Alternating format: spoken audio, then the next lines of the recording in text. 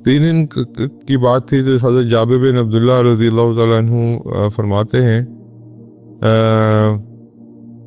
کہ ایک بہت امپورٹنٹ بات اللہ کے نبی نے ارشاد فرمائی کہ جب مسلمان موت کے قریب ہو یا موت اللہ سے ملنے کا اس کا ارادہ ہو، جو کہ ہر وقت ہونا چاہیے، موت کبھی بھی آ جاتی ہے، وہ اللہ سے اچھا گمان رکھیں کہ جب میں اپنے رب سے ملوں گا تو معاملات اچھے ہوں گے انشاءاللہ۔ اگر وہ گمان ہی برا رکھے گا تو پھر معاملات بھی خراب ہوں گے۔ یہ حضور صلی اللہ علیہ وسلم کی ایڈوائس تھی کہ اپنے رب سے جب ملاقات کا ارادہ ہو، جو کہ ہر وقت ہونا چاہیے، زندگی کا کوئی بھروسہ نہیں ہے، تو اللہ سے اچھا گمان رکھیں کہ جب میں اسے ملوں گا تو وہ مجھے رحیم ہو کے ملے گا۔ اللہ کا ایک ایسا پکچرائزیشن مت دیں لوگوں کو کہ معاذ اللہ اللہ تعالیٰ سے ملاقات تو بہت ڈرونی ہوگی۔ اللہ کی رحمت کی طرف بھی لوگوں کو ٹھیک ہے ڈرائیں بھی، لیکن زیادہ مطلوب جو ہے وہ اللہ کی رحمت کی طرف کریں، اسپیشلی ایسے بندے کو جو موت کی طرف جا رہا ہے۔ الحمدللہ رب العالمین، الصلاۃ والسلام علی رسول الکریم، اما بعد، فاعوذ باللہ من الشیطان الرجیم، بسم اللہ الرحمن الرحیم۔ اللہ کے نبی صلی اللہ علیہ وسلم کے زندگی کے آخری 2 ہفتے کیسے گزرے، اور اس کو 2 حصوں میں ڈیوائڈ کر لیا میں نے کیونکہ کافی لمبا ہے ڈیٹیل یہ 2 ہفتوں کی۔ انشاءاللہ آج ہم ان 2 ہفتوں کا حال سے لے کے آخری دن تک، جو حضور کا آخری دن تھا اس دنیا میں، وہاں تک جائیں گے، اور پھر اس کے بعد انشاءاللہ اگلی دفعہ اس کو اللہ تعالیٰ کے حکم سے ختم کریں گے۔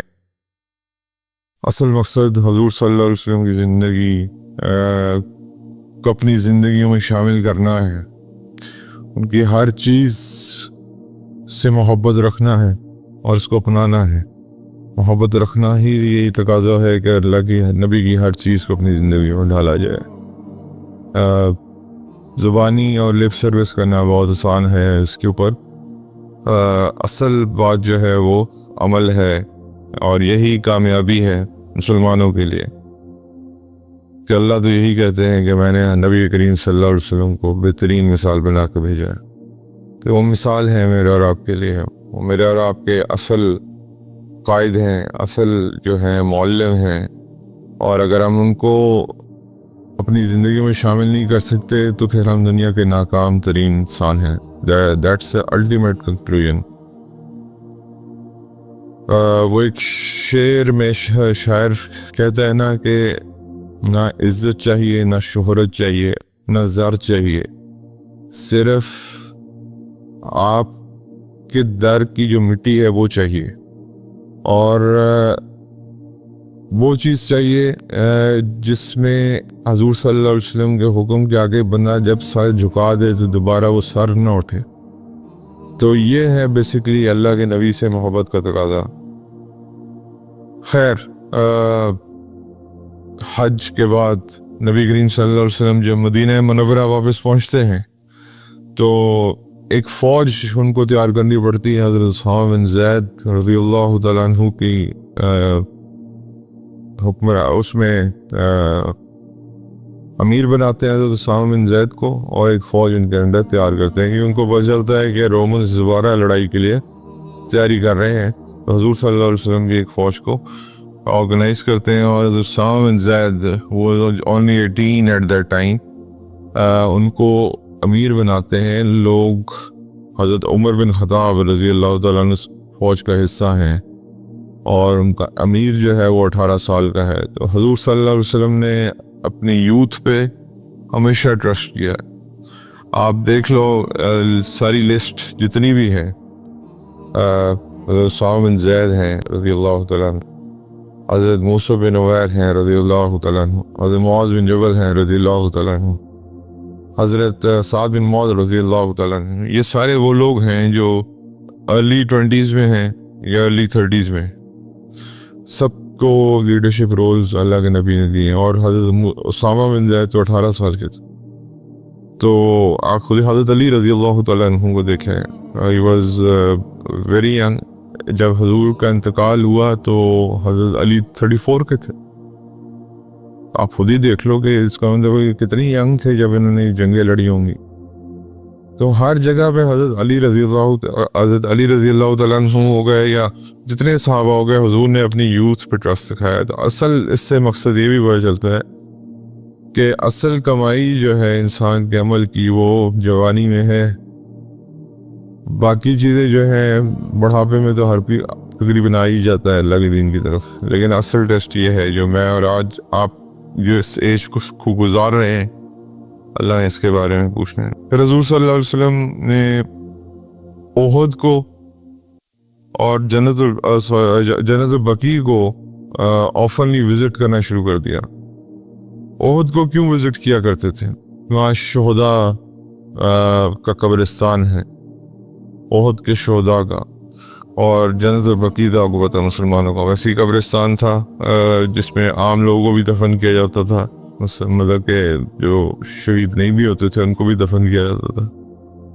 ادھر جا کے حضور صلی اللہ علیہ وسلم ایک دعا پڑھا کرتے تھے, السلام علیکم یا اہل الدیار من مؤمنین و مسلمین و انشاءاللہ حکنا.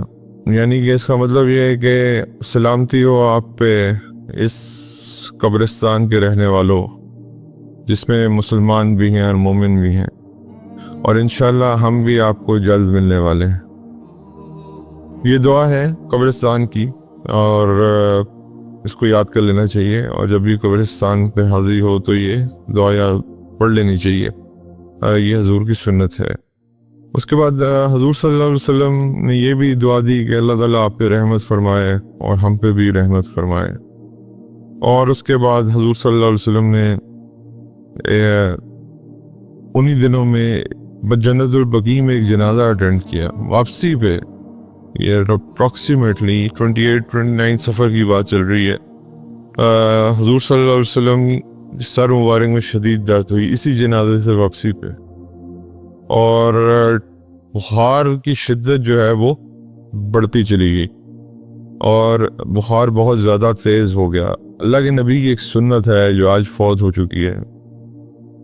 ہم ویسے تو شاید کر لیتے ہیں لیکن سنت سمجھ کے نہیں کرتے. میں آپ کو بتا دوں, اور وہ یہ ہے کہ جب بھی حضور صلی اللہ علیہ وسلم کی سر مبارک میں درد ہوتا تھا, حضور صلی اللہ علیہ وسلم زور سے اپنا سر مبارک کسی کپڑے سے باندھ لیا کرتے تھے, اور اس کی نوٹ ادھر لگایا کرتے تھے جہاں درد کا ایپی سینٹر ہوتا تھا, یعنی کہ جہاں درد جہاں سے نکل رہا ہے. تو اگر ابھی کوئی مشکل کام نہیں, لوگ آپ نے دیکھا ہوگا پرانے زمانے میں بھی لوگ سر پہ پٹی باندھ لیتے تھے.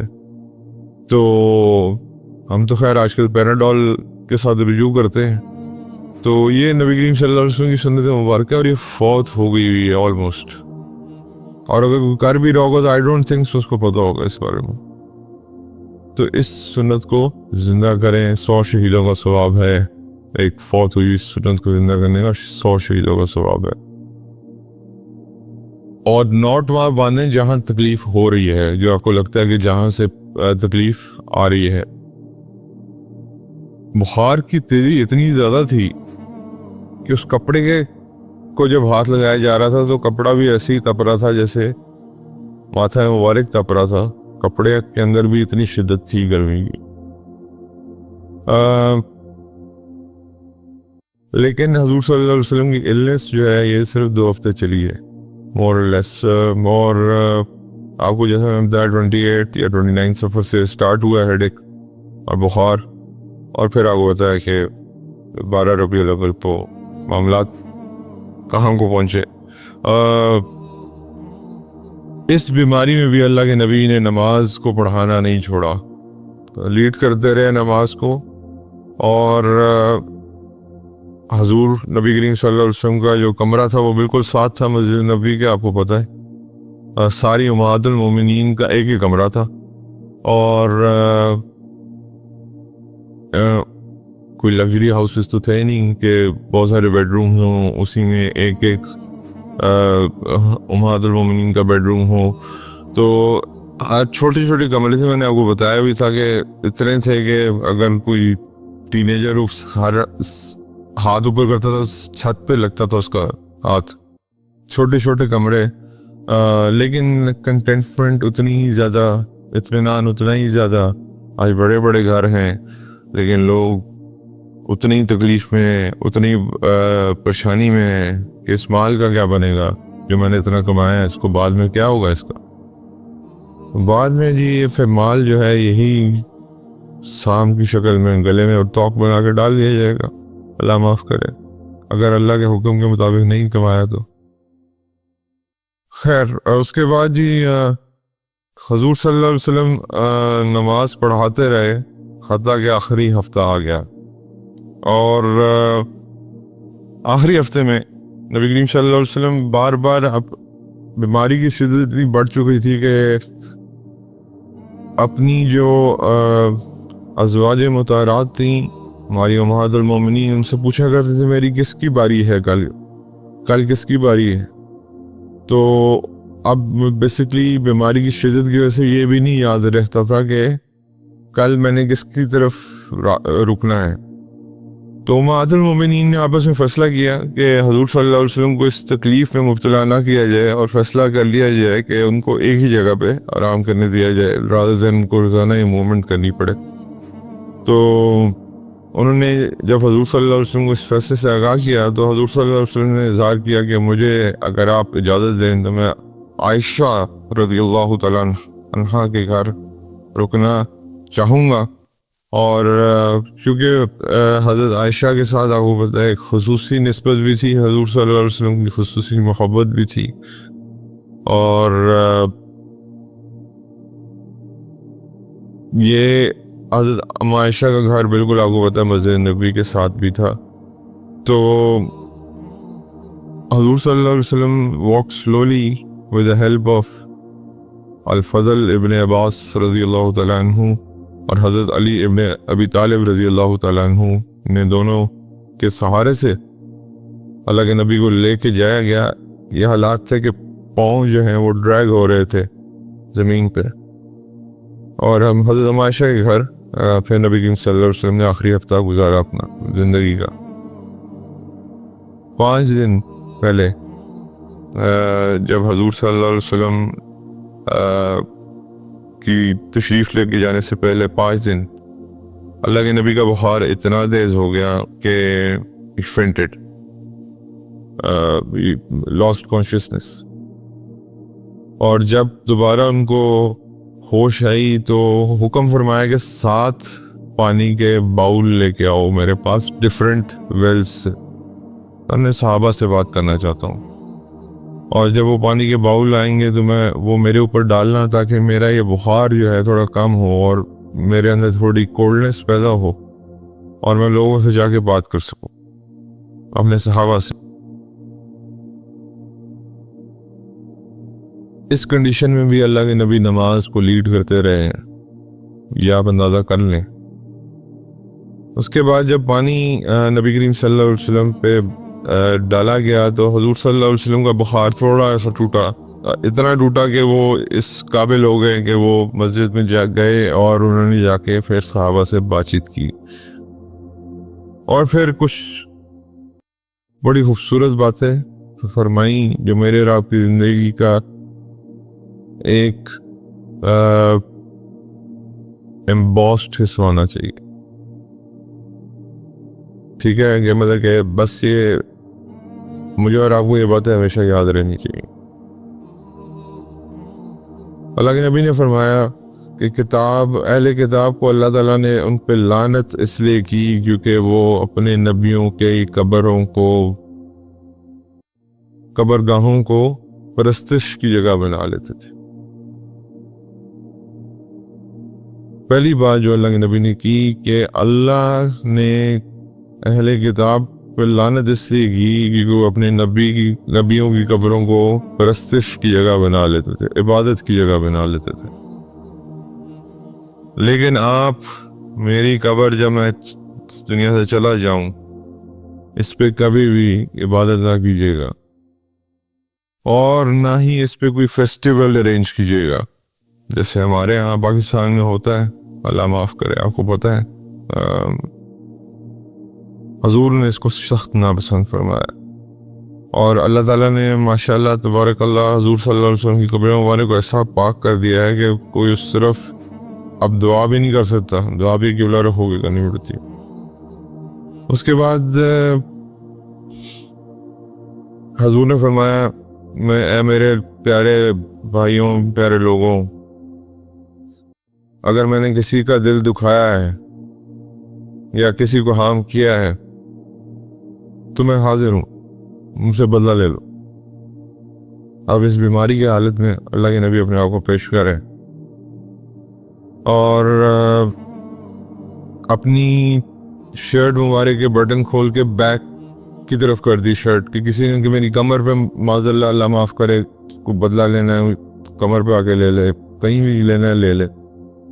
اور کیونکہ آج وہ دن ہے کہ جب چیزوں کو برابر کیا جا سکتا ہے، اس دن سے پہلے جس دن کوئی چیز کام آنے والی نہیں ہے۔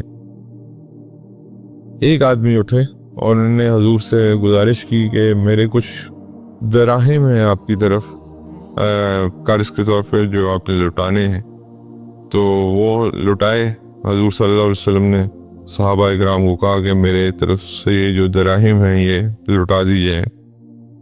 اس کے بعد حضور نے ایڈوائس کی کہ انصار کی عزت کرتے رہنا، یہ وہ لوگ ہیں جنہوں نے ہمیں اس وقت مدد دی جب ہم بہت مشکل میں تھے۔ مہاجرین کو خصوصی طور پہ تنبیہ کی کہ ان کی عزت کرتے رہنا۔ انہوں نے اس وقت دامن کھولے تھے جب ہمیں کوئی ایکسیپٹ کرنے کو تیار نہیں تھا، ہمارے اپنے بھی نہیں، اور انصار آہستہ آہستہ نمبرز میں کم ہوتے چلے جائیں گے، یہ بھی حضور نے پریڈکشن دے دی۔ اور اس کے بعد پھر بڑی ایک عجیب بات تھی جو صرف ایک ہی انسان کو سمجھ آئی اس پورے مجمع میں، اور وہ یہ تھی کہ حضور صلی اللہ علیہ وسلم نے کہا کہ اللہ نے اپنے ایک غلام کو یہ آپشن دی ہے کہ جو دنیا میں ہے، جو دنیا کی خوبصورتی ہے، کیا وہ غلام ادھر رہنا پسند کرے گا، یا جو اللہ کے پاس ہے وہ اس کے پاس جانا پسند کرے گا؟ تو اس غلام نے یہ آنسر دیا ہے اور یہ چوز کیا ہے کہ وہ اللہ کے پاس جو ہے اس کے پاس جانا پسند کرے گا۔ سیدنا صدیق اکبر رونا شروع ہو گئے، صرف حضرت ابوبکر کو یہ بات سمجھ آئی۔ تو لوگوں نے پوچھا کہ آپ کیوں رو رہے ہیں؟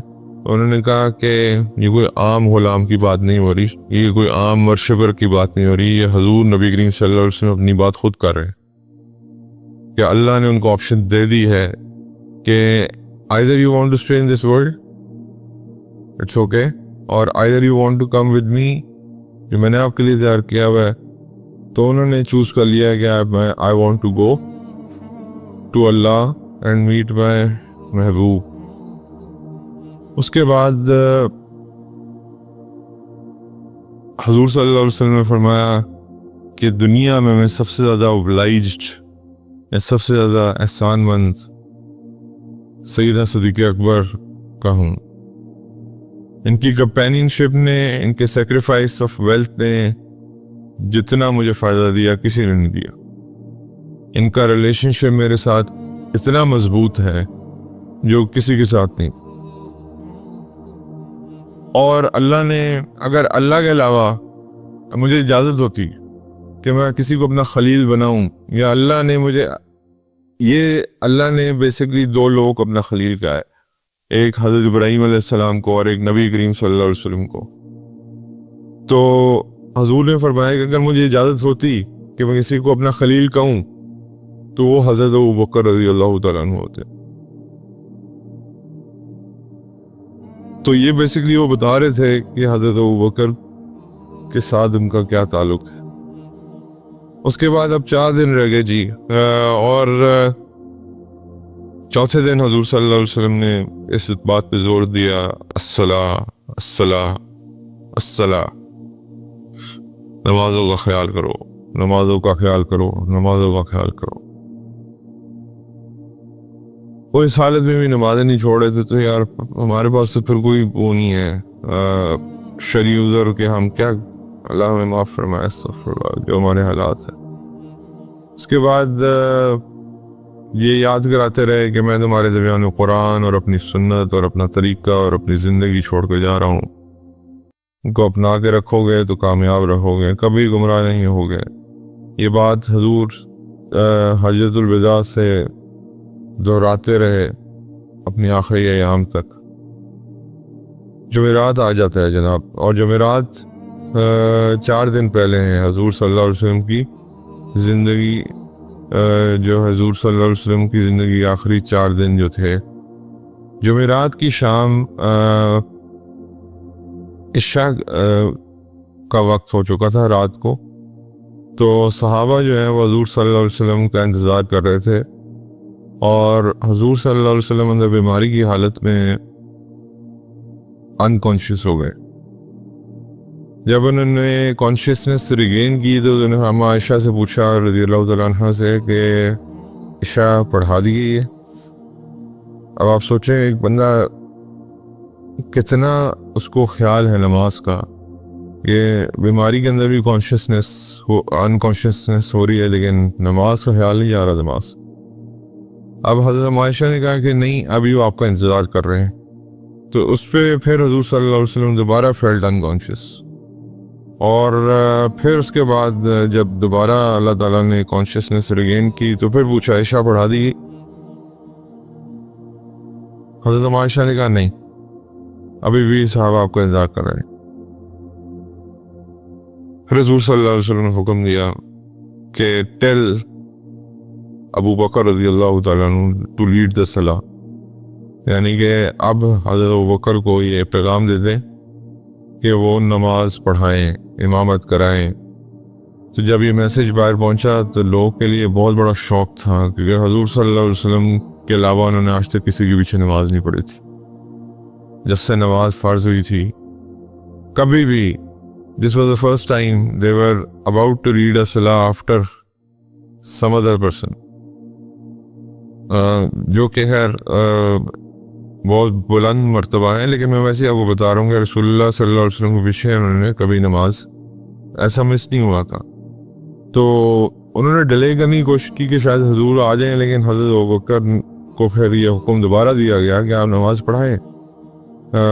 تو نماز پڑھائی گئی جمعے، تو یہ تھرسڈے کی جو عشاء ہے یہاں سے حضرت ابوبکر نے امامت سنبھالی ہے، اور اس کے بعد حضور صلی اللہ علیہ وسلم کی زندگی میں 17 نمازیں حضرت ابوبکر نے لیڈ کی ہیں۔ یہ اشارہ کافی ہے کہ اللہ تعالیٰ کے نبی کیا چاہتے تھے آگے، کسی اور کا نام کیوں نہیں لیا انہوں نے۔ سیدنا صدیق اکبر یا یہ بھی کر سکتے تھے کہ ایک نماز صدیق اکبر پڑھا دیں، ایک نماز عمر فاروق پڑھا دیں، ایک نماز عثمان غنی پڑھا دیں، ایک علی مرتضیٰ پڑھا دیں، ڈفرنٹ صحابہ پڑھا دیں۔ سیدنا صدیق اکبر کو کیوں کہا گیا ساری نمازیں آپ پڑھائیں؟ 17 نمازیں اپنی زندگی میں حضور صلی اللہ علیہ وسلم نے حضرت ابوبکر کی امامت میں جو ہے خود تو نہیں پڑھی، خود گھر پہ ہی پڑھتے تھے، کیونکہ اب حالت بہت خراب ہو چکی تھی، کہ ویسے بھی رسول اللہ صلی اللہ علیہ وسلم اگر خود موجود ہوں تو ان کے ہوتے ہوئے کوئی امامت کی جرات نہیں کر سکتا۔ تو اس لیے 17 نمازیں حضرت ابوبکر نے حضور صلی اللہ علیہ وسلم کی زندگی میں پڑھائیں، یہ یاد رکھیے گا۔ اب 3 دن کی بات تھی تو حضرت جابر بن عبداللہ رضی اللہ تعالیٰ عنہ فرماتے ہیں کہ ایک بہت امپورٹنٹ بات اللہ کے نبی نے ارشاد فرمائی کہ جب مسلمان موت کے قریب ہو یا موت اللہ سے ملنے کا اس کا ارادہ ہو، جو کہ ہر وقت ہونا چاہیے، موت کبھی بھی آ جاتی ہے، وہ یہ اللہ سے اچھا گمان رکھیں کہ جب میں اپنے رب سے ملوں گا تو معاملات اچھے ہوں گے انشاءاللہ۔ اگر وہ گمان ہی برا رکھے گا تو پھر معاملات بھی خراب ہوں گے۔ یہ حضور صلی اللہ علیہ وسلم کی ایڈوائس تھی کہ اپنے رب سے جب ملاقات کا ارادہ ہو، جو کہ ہر وقت ہونا چاہیے، زندگی کا کوئی بھروسہ نہیں ہے، تو اللہ سے اچھا گمان رکھیں کہ جب میں اسے ملوں گا تو وہ مجھے رحیم ہو کے ملے گا۔ اللہ کا ایک ایسا پکچرائزیشن مت دیں لوگوں کو کہ معاذ اللہ اللہ تعالیٰ سے ملاقات تو بہت ڈرونی ہوگی. اللہ کی رحمت کی طرف بھی لوگوں کو ٹھیک ہے ڈرائیں بھی، لیکن زیادہ مطلوب جو ہے وہ اللہ کی رحمت کی طرف کریں، اسپیشلی ایسے بندے کو جو موت کی طرف جا رہا ہے.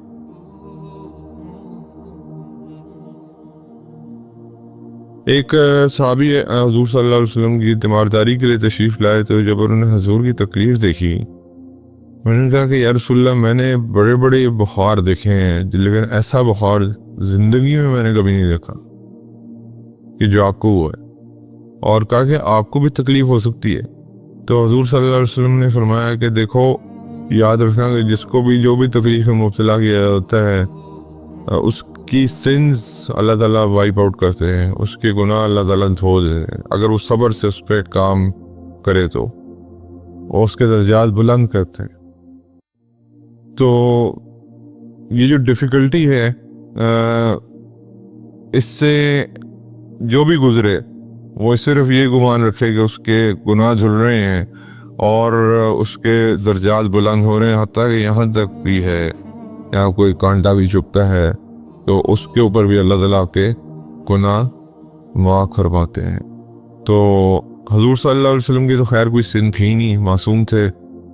حضور صلی اللہ علیہ وسلم کا جو لیول ہے وہ فردر ایلیویٹ کیا جا رہا تھا، اور یہ اللہ کی قدر تھی کہ یہ بیماری حضور پہ آنی تھی، کیونکہ حضور ہر طرح سے مثال تھے، تو ان کو ہر چیز سے گزرنا تھا، اس تکلیف سے بھی گزرنا تھا. 2 دن پہلے before he passed away, سیدنا Abubakar was about to lead صلاح. بس نماز کا وقت ہونے جا رہا تھا اور حضرت ابوبکر نماز پڑھانے لگے تو حضور صلی اللہ علیہ وسلم کچھ بہتر محسوس کرنا شروع کیا. مسجد میں آئے، حضرت ابوبکر پیچھے تشریف لے گئے، حضور صلی اللہ علیہ وسلم نے ان کا ہاتھ پکڑ کے ان کا ساتھ تھوڑا سا ساتھ کھڑا کر لی. یہ بھی ایک نشانی امیر حج کی اس سے یہ لے کے یہ نشانیاں ساری اگر آپ نوٹ کریں تو پہلی خلافت کس کی بنتی تھی خود ہی آپ کو سمجھ آ جانی چاہیے. اس کے بعد جو ہے جی وہ اس لیے کھڑا کیا ساتھ کیونکہ حضور کے صلی اللہ علیہ وسلم کی آواز بیماری کی وجہ سے بہت دھیمی ہو چکی تھی، تو تکبیر جب حضور پڑھتے تھے تو حضرت ابوبکر اس کو لاؤڈلی پڑھتے تھے تو تاکہ پیچھے والوں کو آواز آئے. ایک دن پہلے حضور صلی اللہ علیہ وسلم کی دنیا سے تشریف لے جانے سے جتنے بھی حضور کے پاس غلام تھے ان کو بلایا اور سب کو آزاد فرما دیا.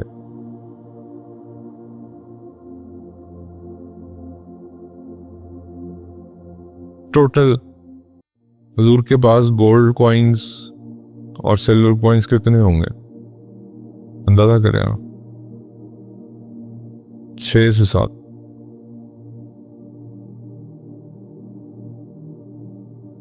یہ دنیا کے وہ انسان ہیں جن کو وجہ کائنات، تخلیق کائنات سب کچھ کہا گیا ہے، لیکن موت کے وقت حالت یہ ہے کہ 6 درہم اور دینار تھے، گولڈ کوائنز اور سلور کوائنز.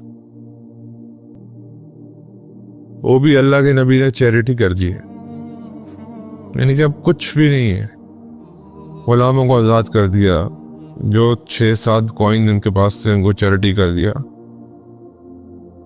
اور یہ بات سن کے تو بندے کے رونگٹے کھڑے ہو جاتے ہیں یار. یہ جو آرمر حضور صلی اللہ علیہ وسلم پہنتے تھے وہ انہوں نے ایک جیو کو دیا واپس، صرف اس وجہ سے کہ انہوں نے کھانا کھلایا تھا پیسے لے کے اس جیو سے اپنے مہمانوں کو کہ قرض نہ رہے میرے. یعنی کہ ایک آخری چیز جو آرمر تھا وہ بھی اپنے وہ جیو جس سے لیا ہوا تھا، کھانا کے پیسے لیے ہوئے تھے یا کھانا لیا ہوا تھا اٹ سیلف، اس کے بدلے میں واپس کیا. اور باقی جو تلواریں تھیں نبی کریم صلی اللہ علیہ وسلم کی، یا نیزہ تھا یا جو بھی تھے، حضور صلی اللہ علیہ وسلم کا نیزہ جو ہے اس کا نام حطف تھا، جو آج ہماری میزائل ٹیکنالوجی جس کے نام پہ بیسڈ ہے، وہ حضور صلی اللہ علیہ وسلم نے مسلمانوں کو گفٹ کر دی. اپنے پیاروں کو گفٹ کر دی. اس کے بعد آخری دن آ گیا, پیر کا دن ہے, 12 ربیع الاول ہے, اور صبح فجر کی نماز ہے. حضرت ابوبکر رضی اللہ تعالیٰ عنہ نماز ریڈ کر رہے ہیں. حضور صلی اللہ علیہ وسلم لاسٹ ڈے ہے, totally not well, got up اور اپنے کمرے کا پردہ ہٹایا تھوڑا سا, اور دیکھا کہ مسلمانوں کی صفیں لگی ہوئی ہیں اور حضرت ابوبکر نماز پڑھا رہے ہیں. حضور صلی اللہ علیہ وسلم نے یہ دیکھا اور اسمائل کیا, بہت خوش ہوئے. حضرت عائشہ فرماتی ہیں خوشی کا عالم نہیں تھا ان کا, اور اس مطلب ان سے ویسے کوئی ایکسپریشنز نہیں دیے جا رہے تھے, لیکن اس معاملے میں انہوں نے اسمائل کیا. اور جس جگہ پہ شرک قائم تھا آج الحمدللہ ادھر وحدانیت قائم ہے. اس کا مطلب میرا پیغام پورا ہو گیا. اس کے بعد جی حضرت ابوبکر نے جب وہ پردے کو الٹے ہوئے دیکھا تو حضرت ابوبکر کو دادا ہوگا کہ شاید حضور کی نماز پڑھانے نہ آ رہے ہوں. تو حضرت ابوبکر جیسے ہی پیچھے ہونا شروع ہوئے تو حضور صلی اللہ علیہ وسلم نے اپنے ہاتھ کے اشارے سے کوئی سائن کر دیا ان کی طرف کہ آپ نماز کنٹینیو کریں. تو سیدنا صدیق اکبر نے یہ نماز پڑھائی, اور یہ اللہ کے نبی کی زندگی کی آخری نماز جو انہوں نے وٹنس کی وہ تھی فجر آف منڈے, بیکاز ظہر سے پہلے اللہ کے نبی دنیا سے تشریف لے گئے تھے. وہ واقعات کیا تھے, اور آخری ایام جو ان کے حضرت فاطمہ تو زہرا کے ساتھ گزرے, حضرت حسن اور حسین رضی اللہ تعالیٰ عنہما کے ساتھ گزرے, حضرت عائشہ کے ساتھ گزرے. وہ انشاءاللہ اگلی ایپیسوڈ میں کور کر کے اس کو ختم کریں گے اللہ کے حکم سے. لیکن میرے بھائیوں سبق کیا ہے کہ اس جہان کا سردار اور اس جہان کا سردار موت کے وقت 6 سے 7 کوائنز ہیں اس کے پاس, وہ بھی سب ختم کر کے جا رہے ہیں. اس کے بعد حالت یہ ہے کہ آرمر بھی اپنا دینا پڑا قرضے کی حالت میں, اور اسرائیل کی پرائم منسٹر کیا کہتی ہے کہ مسلمانوں کے نبی کے پاس دیا جلانے کے لیے تیل نہیں تھا, لیکن 9 تلواریں ابھی بھی لٹک رہی تھی. تو اس دن میں نے فیصلہ کیا کہ اسرائیل کو اسلحے سے بھر دوں گی. یہ میرے اور آپ کی سیکھنے کی چیزیں تھیں جو غیروں نے اپنا لی, اور آج کبھی ہم ذلیل اور رسوا ہو رہے ہیں. یہ بڑی مشکل حضور کی زندگی مشکلات سے رہی, سٹارٹ سے لے کے اینڈ تک. آپ دیکھیں اینڈ بھی, حالانکہ اب تو نبوت ہے, سب کچھ ہے, حکمرانی بھی ہے, لیکن کیونکہ مثال تھے تو اللہ تعالیٰ نے ہر مشکل سے گزارا. اور اگر آج میں اور آپ ان کی قدر پھر بھی نہیں کرتے تو پھر ہم سے زیادہ بے قدرہ, بد نصیب, انفیکٹ بے غیرت کوئی نہیں ہوگا. اور قدر کرنے کا مطلب یہ نہیں ہے کہ ان سے صرف لفظی محبت کی جائے, قدر کرنے کا مطلب یہ ہے کہ ان کے باتوں پہ عمل کیا جائے. حدیث کچھ حضور صلی اللہ علیہ وسلم کی پیش کر دوں. اللہ کے نبی نے فرمایا کہ ہر نبی کو ایک دعا حاصل ہوتی ہے جو قبول ہو جاتی ہے, اور میں چاہتا ہوں کہ میں اپنی دعا آخرت میں اپنی امت کی شفاعت کے لیے محفوظ رہوں. یہ ایک اور احسان ہمارے منہ پہ اللہ کے نبی نے دے مارا ہے. جو ہماری کرتوتیں ہیں ہم اس قابل نہیں ہیں اس دعا کے, لیکن یہ دعا اللہ کے نبی نے دنیا میں استعمال نہیں فرمائی, یہ آخرت کے لیے بچا کے رکھی ہے. رسول اللہ صلی اللہ علیہ وسلم نے فرمایا جو مصیبت میں کسی مسلمان کو پہنچتی ہے اللہ تعالیٰ اس سے اس کی گناہ کا کفارہ کر دیتا ہے. کسی مسلمان ایک کانٹے کا بھی اگر جسم کا حصہ بھی چھپ جائے تب بھی, تو اب آپ یہ بھی بات ہو بھی رہی تھی تو یہ وہی والی بات ہے. اس کے بعد اللہ کے نبی نے فرمایا کہ ہر بالغ کے اوپر جمعے کا دن کا غسل واجب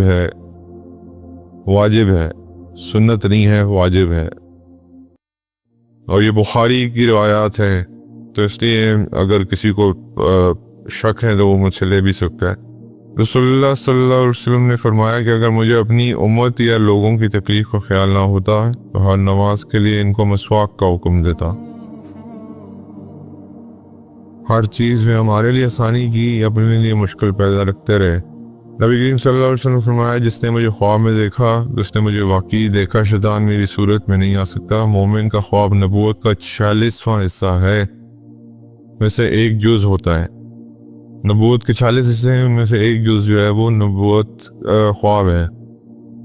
رسول اللہ صلی اللہ علیہ وسلم نے فرمایا سبحان اللہ و بحمدہ، دن میں 100 مرتبہ جس نے کہا اس کے گناہ معاف کر دی جاتے ہیں، خواہ سمندر کی جھاگ کے برابر کیوں نہ۔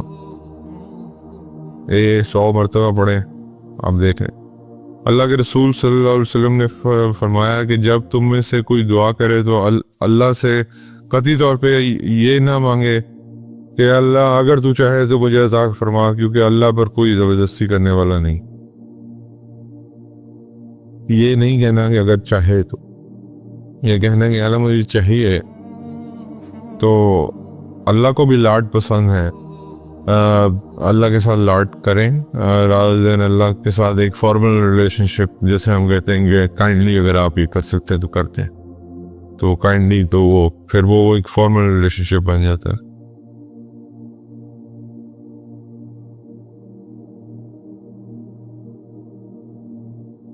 اس کے بعد جی حضور صلی اللہ علیہ وسلم نے فرمایا کہ جس قدر مجھے سیدہ خدیجہ رضی اللہ تعالیٰ عنہ پر غیرت آتی تھی اور کسی عورت پہ نہیں آئی، ان کے بارے میں رب نے حکم دیا کہ انہیں جنت میں گھر کی بشارت دے دیں۔